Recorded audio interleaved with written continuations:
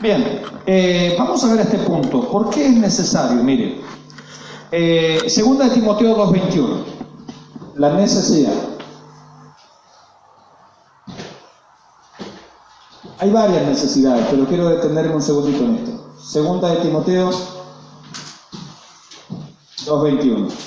¿Qué dice? Así que si alguno se limpia de estas cosas, será instrumento para honra, santificado, útil al Señor y dispuesto para toda buena obra. Es decir, si alguno se limpia, será útil, instrumento santificado, ¿verdad? Bien, ¿qué es lo que me está diciendo la palabra de Dios? ¿Cuántos quieren aquí que Dios lo use? Todos queremos que Dios nos use. ¿Puede Dios usarnos? Sí, pero ¿qué dice? Límpiese. Porque Dios no utiliza instrumentos sucios. No, Él usa instrumentos limpios. Entonces dice así: si alguno se limpia de estas cosas, será instrumento útil, santificado, dispuesto para toda obra. Entonces, Dios me puede usar en la medida en que yo esté limpio. Dios no usa instrumentos sucios, no. Él usa instrumentos, recipientes limpios. Entonces, si yo quiero que Dios me use, tengo que estar en condiciones de ser utilizable. Tengo que estar en esas condiciones. ¿Puedo ser instrumento de Dios? Sí, puedo ser instrumento de Dios. En ese texto incluso comienza hablando de la casa grande. Dice, en una casa grande, es una metáfora. Hay instrumentos, dice, para honra, instrumentos para usos viles, ¿sí? Unos son para usos honrosos, otros para usos gloriosos. Bien, si alguno se limpia, será instrumento para gloria, santificado, útil al Señor. Yo le pregunto, yo puedo tener este recipiente y porta agua, ¿verdad? Este vaso es para aportar agua. O puedo tener aquí una pelela. ¿Cómo le llaman aquí a la pelela? Una pelela. Ya está. Le pregunto a usted, ¿en cuál prefiere el agua para tomar? ¿Por qué si el otro también es un recipiente y también porta agua? ¿O no? ¿O no es para aportar agua el otro? ¿En cuál usted quiere servirse la bebidita ahí? Mire, le ponemos hielito si usted quiere para que se sienta cómodo. ¿En cuál quiere usted? ¿Por qué? ¿El otro sirve o no sirve? Pero para uso deshonroso. Eso es lo que está diciendo Pablo. Una persona que no se limpia sirve, sí, pero para deshonra nada más. Para el uso más bajo y más vil. Es el que sirve para discordia, para pleito, para dividir la iglesia. Sirve, claro que sirve. Pero sirve para uso deshonroso. Si yo quiero ser instrumento de Dios, quiero ser un instrumento de Dios, un vaso de Dios, debo limpiarme, dice Dios. Si alguno quiere ser instrumento de honra, tiene que limpiarse. Será entonces un instrumento de honra, dispuesto para toda obra, santificado, útil al Señor. El otro también sirve, la pelela sirve, ¿verdad que sirve? Pero es para uso deshonroso. Normalmente no lo ponemos en la mesa, sino bajo la cama, ¿cierto? Donde no se vea, digamos, no. ¿Cierto? Ahí donde en un rinconcito allí medio, donde no quede tan a la vista, tan evidente. Eso se trata de esconder. Bueno, eso es lo que está diciendo Pablo acerca de estas cosas. Bien, ¿alguna pregunta? ¿Seguimos adelante? Bien, seguimos adelante. Podríamos ver más cosas acerca de eso, ¿no? Falsos conceptos de la santificación. Así como vimos falsos conceptos de la salvación, podemos ver algunos falsos conceptos de la santificación. En algunas iglesias se enseña esto. Santificación, luego de ser creyente o tiempo después de recibir a Cristo, como usted lo quiera. Pero esto es un error. A esto le llaman la segunda obra de la gracia. ¿Ha escuchado esto? Hay iglesias que enseñan esto, la segunda obra de la gracia. Es decir, la primera obra de la gracia es usted recibió a Cristo, la segunda obra de la gracia es cuando usted fue santificado y ahora ya es un creyente que no peca, es un creyente radiante, es un creyente totalmente distinto. Eso no es verdad. La santificación comenzó desde el momento en que yo recibí a Cristo.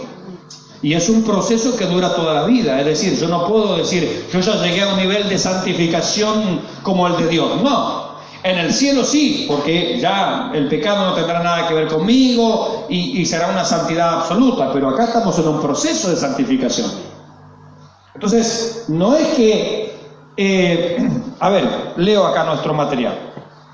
Algunos dicen, es una segunda obra de la gracia. Con esta enseñanza errónea se pretende explicar el porqué de la existencia del creyente carnal. Es decir, algunos dicen, pero ¿cómo puede ser que una persona aceptó a Cristo y se comporta todavía bastante mal? Los corintios, ¿qué más claro ejemplo? Sin embargo, dice, eran santos. Pero santos que no habían madurado, que todavía no... ¿Cómo diríamos? No le subió el agua al tanque. ¿Se usa eso aquí? Todavía... En Bahía tenemos una hermana que dice no le cayó la ficha todavía. Vio que la maquinita cuando cae la ficha, ahí sale la bebida, o sea, ahí funciona. No le cayó la ficha todavía, dice esta hermana Viviana. Claro, o sea, tienen un problema madurativo espiritualmente, o sea, todavía no la cacharon, ¿sí? Todavía no la entendieron bien. Entonces son creyentes pero se comportan como mundanos. ¿Ha conocido a alguien así? No lo nombre. Corremos la tentación, ¿no? Sí, bueno, los corintios, dice, capítulo 3, yo hermanos no le pude hablar como espirituales, les hablé como niños, porque no soy capaces todavía, porque habiendo celo, división entre vosotros, no soy niños, no soy carnales, andáis como niños, pero eran creyentes, es decir, creyentes inmaduros, todavía no captaron bien la cosa. Todavía se están comportando como en el mundo habiendo ya recibido a Cristo. ¿Puede suceder eso? Sí, puede suceder. ¿Es lo que Dios desea? No. Por eso, Efesios capítulo 4 nos dice, hasta que todos lleguemos a la madurez, hasta que todos crezcamos a la unidad de la fe, a la estatura de la plenitud de Cristo. Es decir, cuando yo llegué al Evangelio es necesario que sea instruido en la palabra de Dios, es necesario que crezca, que vaya aprendiendo, que vaya avanzando mis hermanos y que yo pueda crecer en la fe. Ya no seamos, como dice ahí mismo en Efesios 4, dice, no seamos como niños, otra vez la palabra, niños fluctuantes, llevados de acá para allá por todo viento de doctrina. ¡Ay! Mira, ya está cayendo la lluvia de oro. No, vamos para allá. No, pero allá está cayendo aceite de oliva del Getsemaní. Vamos para allá. Y allá no, mira, le das 10 lucas al Señor y Él te da una casa nueva. Vamos para allá. Niños, llevados de acá para allá por todo viento de doctrina. La doctrina de moda, ellos van para allá. El pastor de moda, ellos van para allá. El apóstol ahora de renombre, ellos van para allá. Niños, no crecen, no avanzan, no maduran. ¿Crean divisiones? No, porque yo prefiero el ministerio. Niños, hoy en la actualidad hay muchos niños. ¿Usted entra a redes sociales? No, yo soy de Calvino, dicen uno. No, yo soy de Arminio, los arminianos y los calvinistas. Me tienen harto con la discusión de arminianos y calvinistas. ¿Sabe qué dice la Biblia? Niños, porque Pablo dice, uno, yo soy de Pablo, el otro, yo de Apolo, el otro, yo de Cefas, el otro, yo de Calvino, el otro, no, yo de Lutero, luterano, pero el otro, no, yo de pentecostal, no, yo arminiano. Carnales, los hombres no salvan, Cristo salva. Las iglesias no salvan, Cristo salva. Carnales, son niños que se creen inteligentes y maduros por sus discusiones teológicas. Son niños, no dejan de ser niños. Porque Jesucristo es el único que salva.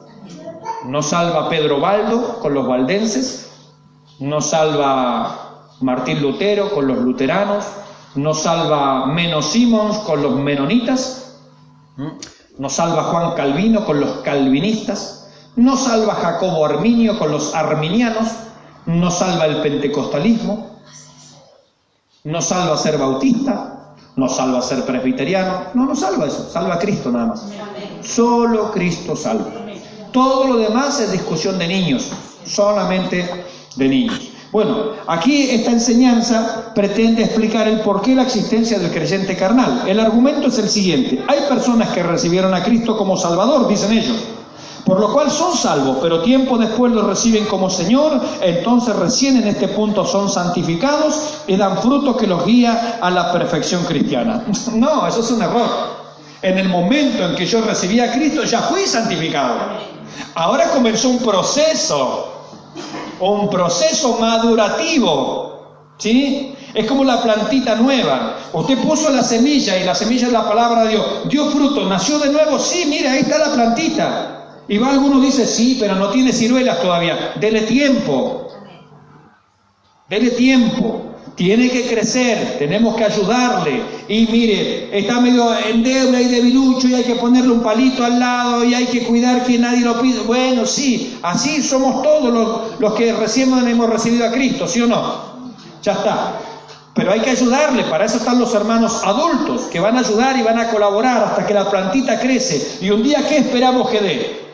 Fruto. Será como árbol plantado junto a corrientes de agua. Hay que darle la palabra, hay que darle compañerismo, hay que enseñarle, hay que darle discipulado, tiene que venir a la escuela dominical, tiene que venir al estudio bíblico, tiene que estar en los cultos, tiene que practicar una vida de oración. Es decir, tiene que tener los nutrientes, los elementos adecuados para que crezca. Y un día, después de todo eso, ¿qué se espera? Que dé fruto.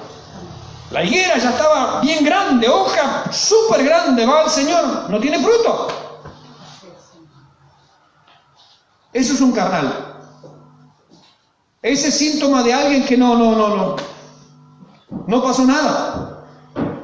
Aprovechó el lugar simplemente para sí mismo, pero no da fruto para nada. Y los creyentes debemos madurar, debemos dar fruto.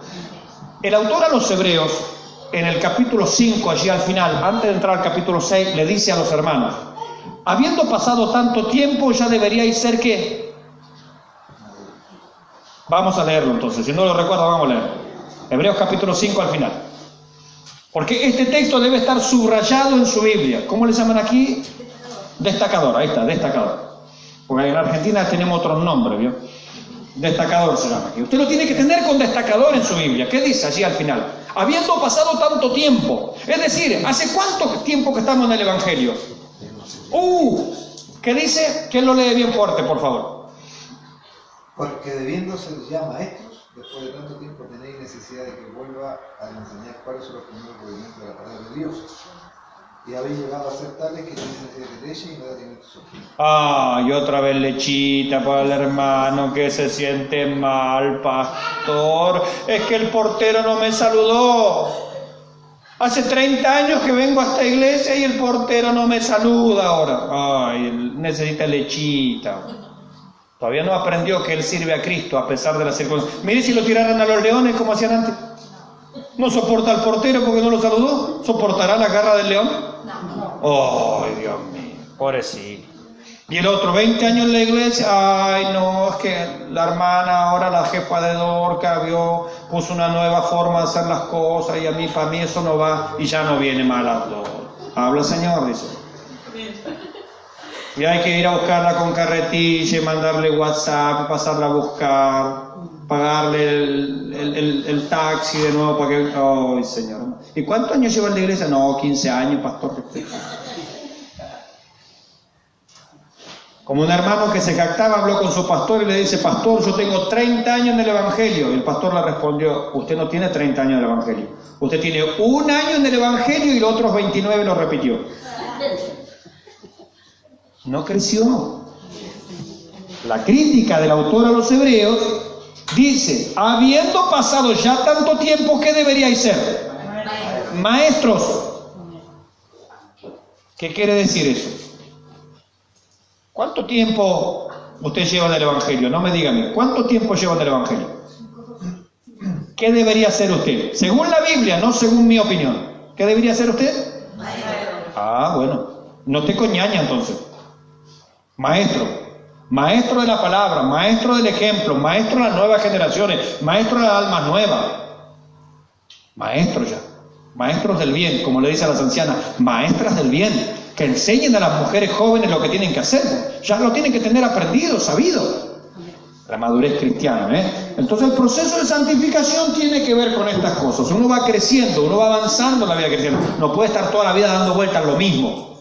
No, toda la vida dando vueltas a lo mismo no.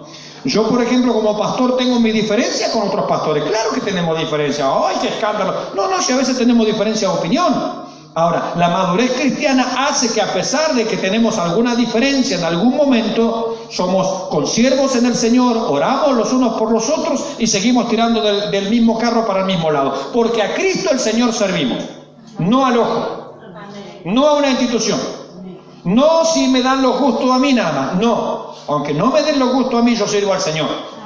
Y lo que yo sé que está de acuerdo a la palabra, ahí lo vamos a seguir estando. Amén. Porque ya debemos ser maestros, va pasando tanto tiempo. Bien, seguimos adelante. Entonces vamos a cambiar de tema. ¿Alguna pregunta acerca de la santificación? Terminamos con la santificación. Así que esto de que yo recibo a Cristo y la santificación viene después, no es verdad. Viene junta. Y es un proceso. ¿Sí? ¿Hay alguna pregunta de esto? Cambiamos de tema totalmente. Arrepentimiento.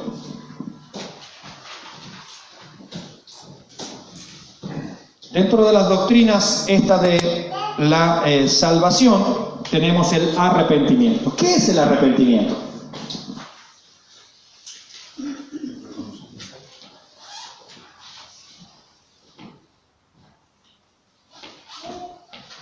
Es arriar a los pimientos, dijo un paisano. No es, eso no es. ¿Qué es el arrepentimiento? ¿Quién me lo puede definir en un par de palabras? A ver, acá mi hermano me dijo que se llamaba Brian, mi hermano Brian. ¿Qué es el arrepentimiento? Yo le digo, hermano Brian, arrepiéntase de una vez. Una convicción, cambiar un punto de vista. Ah, muy bien, una convicción. Es una palabra que tiene que ver con el arrepentimiento. Una convicción, cambiar un punto de vista. Muy bien, me gustó. Bien, hermano Brian. Bien. ¿Qué más? ¿Qué es arrepentimiento? Reconocer. Yo creo que reconocer que ha fallado. Muy bien, reconocimiento, convicción, son palabras que tienen que ver con el arrepentimiento. Muy bien, vamos encaminados. ¿Quién me puede decir algo más acerca del arrepentimiento? ¿Qué es arrepentimiento? Cambiar de sistema de vida. Cambiar de sistema de vida, muy bien, perfecto. Bien, la palabra... Han estudiado. Han estudiado. Bien, la palabra griega... es metanoia. Metanoia. Cuando la Biblia utiliza... Acuérdense que el Nuevo Testamento se escribió en griego. Pues yo digo la palabra griega. Se traduce al castellano como arrepentimiento, pero la palabra griega es metanoia. De allí viene una palabra muy parecida que es metamorfosis. ¿Qué es una metamorfosis? Es una transformación. Transformación. Pero metanoia literalmente es cambio de mente. Tiene que ver con la transformación, pero en este caso de la mente. Cambien la manera de pensar, dice Pablo, para que cambie la manera de vivir. Romanos capítulo 2. Transformaos, metamorfosis, por medio de la renovación de ¿qué? De vuestro mente. ¿Se dan cuenta? Están relacionadas. Metamorfosis, transformación de la mente.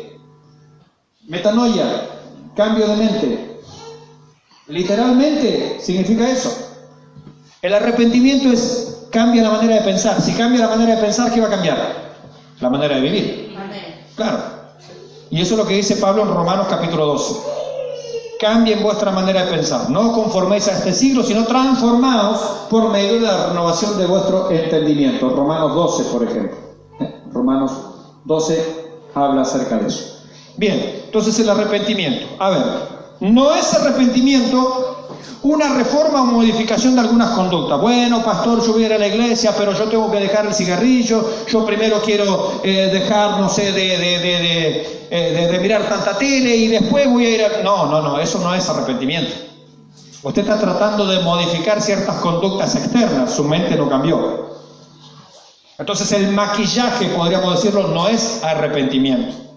No es arrepentimiento. La modificación de una conducta puede ser buena, pero no es arrepentimiento. No, eso no es arrepentimiento, según la Biblia. Es cambio de mente. Es una transformación. Bien.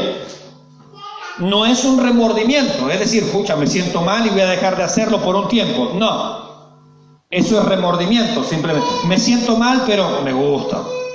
Está la hermana así, dice, me hace mal tanta torta ahí. O lo tomamos al hermano Jano. ¿Qué le gusta a mi hermano Janito? La torta, ¿no? Y sabe que le hace mal y va, pero si un pedacito no le hace mal a nadie. Y después de eso, ¿qué se siente? Se siente mal. Oh, ya me duele el hígado.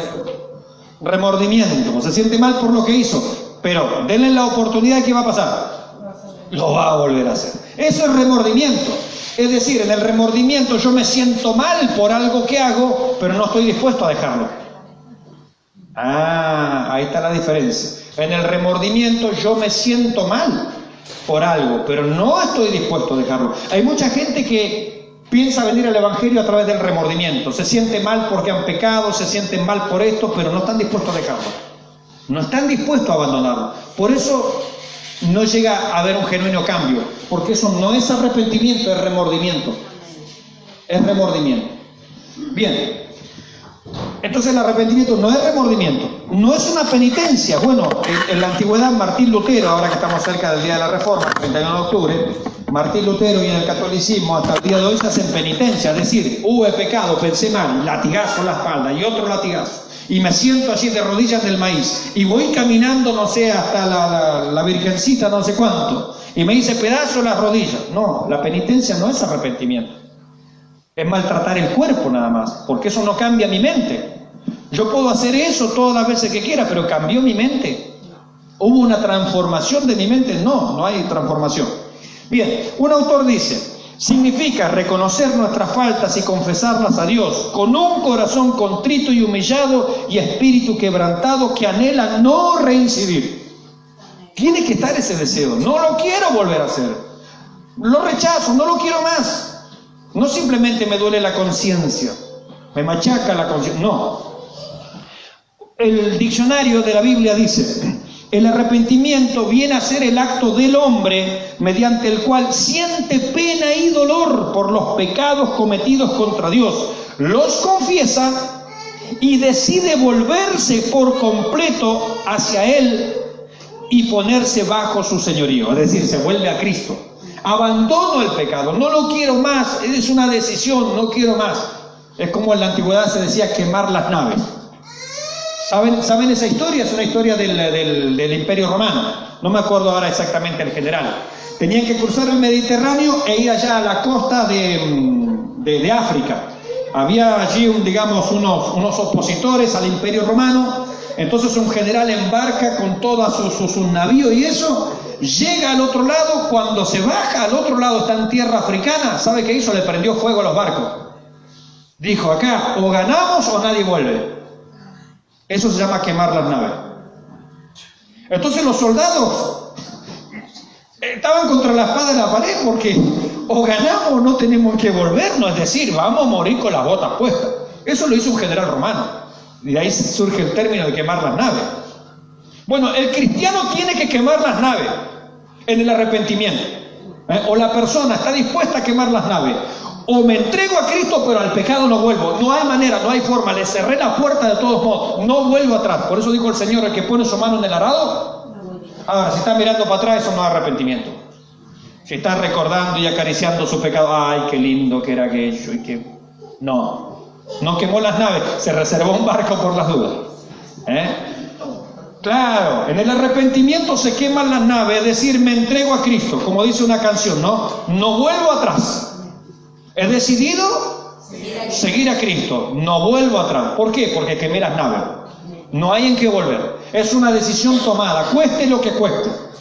Tomo la cruz y le sigo, se terminó la cuestión. Eso es quemar las naves. Bien, es un cambio ahora, lo que sí es un cambio sincero y voluntario en la mente del pecador que hace que se aparte de su pecado. Es un cambio sincero y voluntario en la mente del pecador que hace que se aparte de su pecado. La benignidad divina guía al arrepentimiento. Romanos 2:4.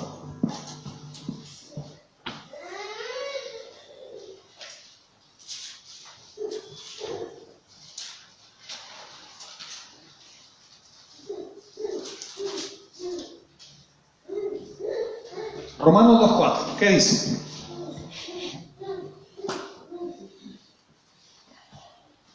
O menospreciáis la riqueza de su benignidad, paciencia y longanimidad, ignorando que su benignidad te guía al arrepentimiento. ¿Qué nos guía al arrepentimiento? ¿Qué nos guía? Decía la hermana ahí en la lectura. De su benignidad te guía al arrepentimiento. La benignidad de Dios nos guía, es decir, Dios nos conduce. Porque Él es bueno, nos dice, arrepiéntete, arrepiéntete. No te está obligando, pero te está guiando, te está conduciendo. Mira, ese camino es malo. El Espíritu Santo guía, por ejemplo, a los inconversos al arrepentimiento. Porque dice que Él convencerá al mundo de justicia, de pecado y de juicio. Entonces el Espíritu Santo trabaja en la mente, en el corazón, en las conciencias de los inconversos, cuando usted le predica, cuando ellos escuchan una predicación, cuando reciben un tratado, cuando pasan por afuera de una iglesia, lo que sea. De mil maneras el Espíritu Santo, ¿qué? ¿Los guía a qué? Al arrepentimiento. Los guía, los conduce. No los obliga, pero le dice, no, tienes que hacerlo. Es decir, Dios trabaja para que el hombre se arrepienta. En 2 Corintios 7, versículos 8 al 11.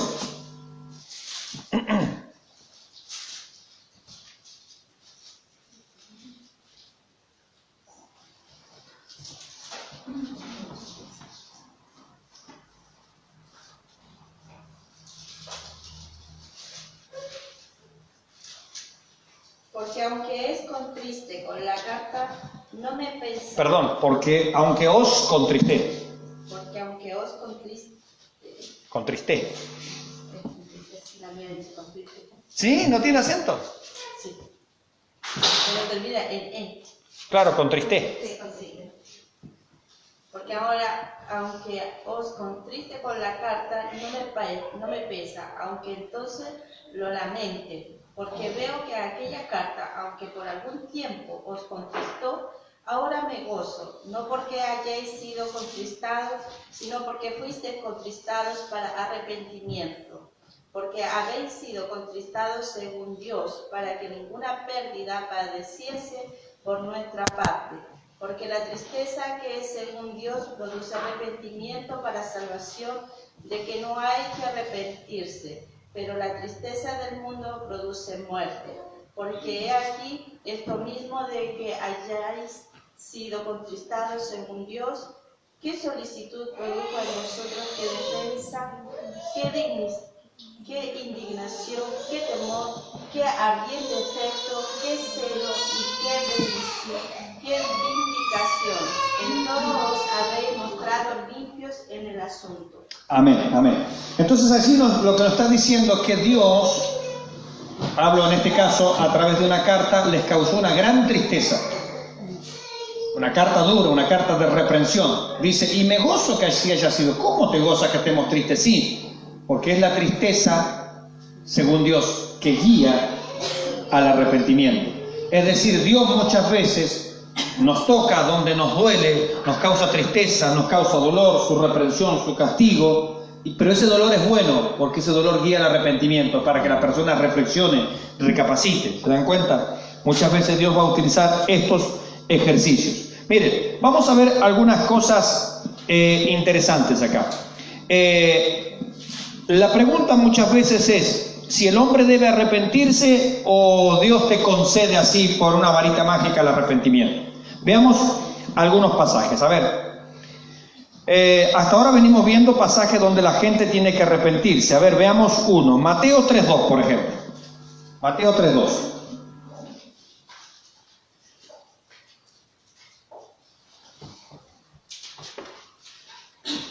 Porque este es un tema también de discusión teológica. Mateo 3.2.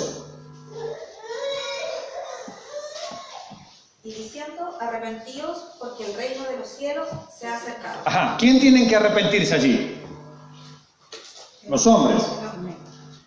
Es decir, es un acto de la voluntad humana. Los seres humanos tienen que arrepentirse. Uno más, que dice allí, en ese mismo pasaje, mi hermana, el versículo 9. Dice, Perdón, el versículo 8. haced pues frutos dignos de arrepentimiento. Ajá, ¿quiénes tienen que provocar los frutos de arrepentimiento? Es decir, y así podríamos ver muchos pasajes donde se nos dice el ser humano debe arrepentirse. Veamos esto. Romanos, ya lo vimos, Romanos 2.4, segunda de Timoteo 2.25.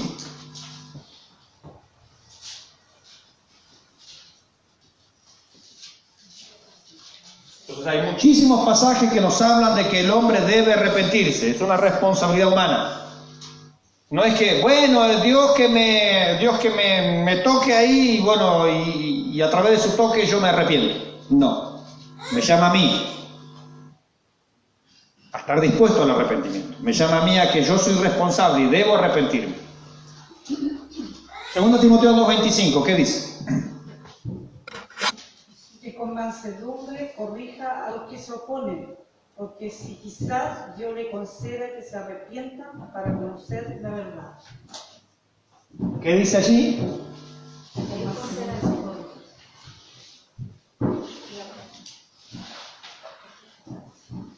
Y ahí está el tema de discusión. ¿El arrepentimiento es algo que yo debo obrar solo o el arrepentimiento es algo concedido por Dios? ¿Se dan cuenta la diferencia? Pero el tema es que la palabra conceder, en su primera acepción significa yo te doy algo, ¿sí o no? Hermana, por ejemplo, hermana Jimena, yo le concedo mi Biblia. Ya está. Esa es la primera acepción. La segunda acepción es que yo doy por válido su punto. Le pregunto a mi hermana Irma, ¿cómo estará el tiempo afuera? Usted me contesta, ¿cómo estará el tiempo afuera? ¿Qué le parece a usted? Bonito. ¿Ah? Bonito. Está bonito, listo, le concedo su punto. ¿Se dan cuenta? Conceder también es tomar por válido lo que otro está haciendo. La palabra conceder, entonces allí viene la discusión de muchos. Algunos dicen, el arrepentimiento es una obra 100% de la responsabilidad humana. Otros dicen, no, Dios interviene porque Él te la tiene que conceder, Él te la tiene que dar. El tema es que la palabra conceder en su segunda acepción significa doy por válido tu acción. Ella me dijo, está bonito, está bien, le concedo ese punto. Y no es que yo le di ese punto, sino que simplemente estoy afirmando que lo que está haciendo o lo que está diciendo en este caso es lo correcto. Es la segunda acepción de conceder. Entonces ahí viene la discusión. ¿A qué conclusión llegamos nosotros? Llegamos a esta conclusión. El arrepentimiento es una obra del hombre. Cada ser humano debe arrepentirse. Ahora, Dios trabaja para que el hombre se arrepienta. Es decir, Dios lo guía, lo conduce. No lo obliga, porque Dios no obliga a nadie a arrepentirse, ¿verdad que no? Pero sí podemos aceptar bíblicamente que Dios te guía, Dios te conduce, Dios te va orientando, Dios te va encaminando para que entiendas la verdad y llegues a arrepentirse. Porque si no, si el arrepentimiento fuera algo que Dios concede, yo o una persona que se perdió podría decirle a Dios en el juicio final, mira, yo no fui salvo porque tú no me concediste el arrepentimiento. Como diciendo, estaba en tus manos, pero como no me lo diste, yo me perdí. Ah, eso haría a Dios autor de la condenación mía. ¿Se entiende lo que estoy diciendo? Pero eso no es así. No. Si una persona se pierde es porque por su responsabilidad no quiso recibir al Salvador, no quiso arrepentirse, no quiso venir por la fe, porque Jesucristo murió por todos. El sacrificio estaba disponible, pero él no quiso venir, no quiso arrepentirse, no quiso creer. Y no es que Dios no le concedió en el sentido, mira, a ver Mauricio, esto se llama arrepentimiento, yo lo tengo en mis manos y ¿sabes qué? No te lo voy a dar, así que no vas a poder ser salvo. No, la Biblia dice, Dios no quiere que ninguno perezca, sino que todos procedan. Dios quiere eso. Dios quiere que, es decir, la voluntad de Dios, ¿cuál es? Que yo me arrepienta. Dios quiere. Entonces yo no puedo entender el arrepentimiento como que es algo que Dios se lo da así a quien Él quiere. No. Entonces tenemos que entender esta clase de palabras en su segunda acepción. Es dar por válido la acción, en este caso del otro. Es como que Dios dijera, sí, esa actitud que veo en el corazón de fulano de tal es la correcta, le concedo el arrepentimiento, lo doy por válido, lo doy por correcto. ¿Se dan cuenta? Y ahí entra la palabra conceder, porque la Biblia más de una vez utiliza la palabra conceder, Dios le concedió. Vamos a otro ejemplo, miren, Hechos 5:31 y Hechos 11:18. Hay unos temas de discusión con estas cosas, mis hermanos, tremendos. Y 11:18. Y a veces es muy difícil llegar a conclusiones. Muy difícil. Hay que quemarse las pestañas leyendo la Biblia y estudiando y viendo cómo es la cosa. Claro, porque imagínense esto, un predicador que diga, no, pero que la Biblia dice que Dios te lo tiene que conceder. Y uno va y lee, y claro, dice que Dios te lo concede. Entonces, pero si yo no me arrepentí es porque Él no me lo concedió. Doctor, entonces Sí. cuando uno va a predicar a la calle y lo escucha, no solamente en un grupo reducido, sino que en varios, cuando dicen que Dios le dé un don digno de arrepentimiento. Bueno, esa sería una desviación por esta tangente. No, Dios te guía.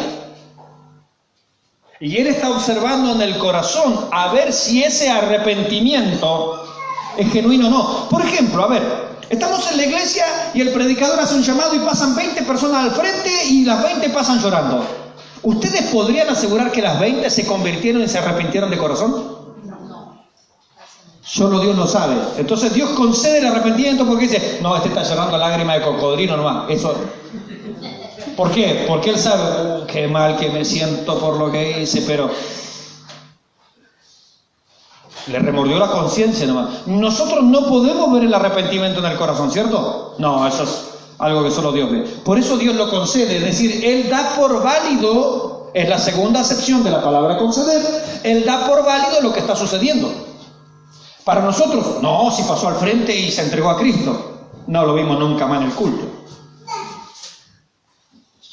Por su fruto lo conoceré. Es decir, yo tengo que esperar a verlo. Dios en el momento dice, no, conoce el Señor a los que son suyos. Entonces esta palabra conceder tenemos que entenderla en su segunda acepción, dar por válido el punto de otro. ¿Sí? ¿Qué dice Hechos 5:31 y el 11:18? Perdón, ¿se entendió mi hermana Pauli? ¿Sí? ¿Más o menos? Entonces, porque ahí lo están aplicando como don, como diciendo que Dios te lo dé. No culpemos a Dios de nuestra falta de arrepentimiento. Ese sería el punto. Es nuestra responsabilidad. Si alguien llega a la condenación, es por su propia responsabilidad, porque clarito está que Dios quería que se arrepienta. Dios quería, y la Biblia lo dice tajantemente. Bien, ¿quién lo tiene? Dice, a este Dios ha exaltado con su diestra por príncipe y salvador, para dar a Israel arrepentimiento y perdón de pecados. Para dar, dice, para dar, como si estuviera, como que Dios lo tiene acá solo y Él elige. No, pero dice para dar, pero aquí, ¿a cuántos? A todos, a Israel. Es decir, no dice, no, aquel no me gusta, no, aquel se llama Natanael, no, a ese Natanael no, a todos. Entonces la idea es darle a todos, concedérselo a todos, hacer posible que se arrepientan. Bien, el otro, 11:18. Entonces, oídas estas cosas, callaron y glorificaron a Dios, diciendo, de manera que también a los gentiles ha dado Dios arrepentimiento para vida. Ajá.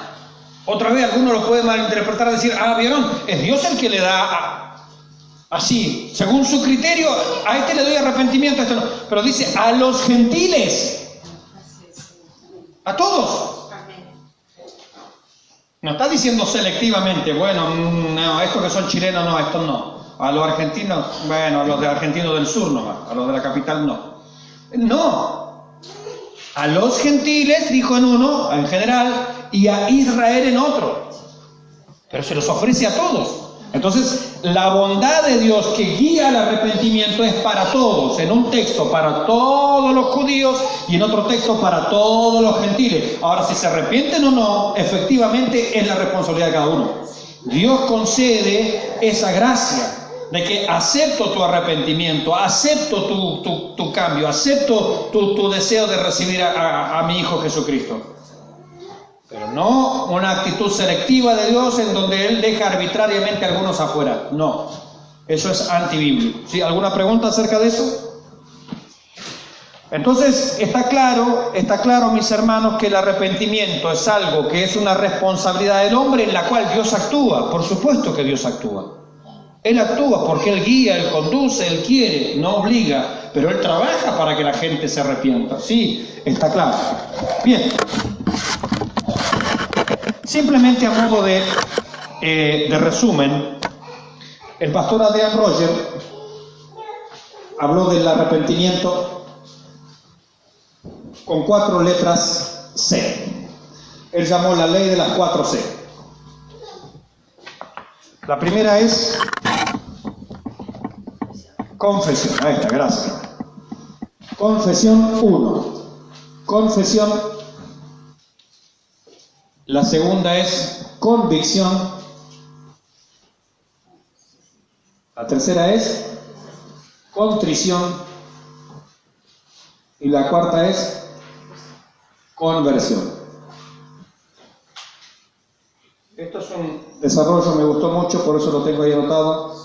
Ley de las 4 C. Confesión, convicción, contrición, conversión, eso es arrepentimiento según un bosquejo del doctor Adrian Rogers, un pastor bautista muy bueno que ya está en la presencia del Señor. ¿Qué significa confesión? Cuando hay arrepentimiento yo confieso mi pecado y al pecado lo llamo pecado. No le digo, Dios, bueno, tú sabes que soy un poco débil. No, Señor, he pecado contra el cielo y contra ti. En la confesión, si hay un verdadero arrepentimiento, al pecado lo voy a llamar pecado. Sin vuelta. Sin vuelta. Como decía el salmista David, he hecho lo malo delante de tus ojos. Lo malo. Muy malo es lo que hice. Entonces debe haber confesión. Segundo, debe haber convicción. Es decir, yo soy pecador. Debo estar convencido de lo que estoy diciendo. No, bueno, Señor, por las dudas te pido perdón por si he pecado. No, ¿qué por si he pecado? No. He pecado. He pecado, es algo personal, lo hice, estoy convencido, estoy seguro, yo lo hice, soy el culpable. Tercero, contrición, me siento mal, dolor, porque contrición es dolor. Me siento muy mal, Señor, muy mal. El salmista David dice, mientras cayese envejecieron mis huesos en mi gemir todo el día. Gemía, dolor, le he fallado, he pecado. Entonces tiene que haber dolor en el arrepentimiento. Y debe haber conversión. Señor, no lo quiero nunca más volver a hacer. Eso es conversión. Entonces cuando hablamos de un verdadero arrepentimiento, involucra la confesión, la convicción, la contrición, el dolor, y la conversión. Señor, no quiero nunca más volver atrás. Por eso cuando hablamos de arrepentimiento, ¿qué era? Un cambio de mentalidad, un cambio de mente. Yo voy para allá, no quiero nunca más. Quemo las naves, no hay manera de que yo vuelva allá. Y ahora voy para el otro lado. No tengo manera de volver allá. Cierro la puerta definitivamente. ¿Se dan cuenta? Y Dios ve. Y Dios me conduce al arrepentimiento, pero es una responsabilidad mía. Si alguien no se arrepintió en este mundo es porque no quiso hacerlo, porque Dios me garantizó todos los medios para que yo llegue a arrepentirme y para que yo pueda ser salvo.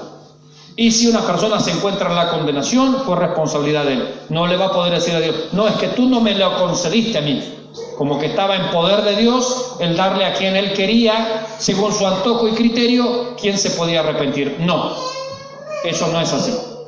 Cada uno es responsable, mis hermanos, de lo que tiene que hacer.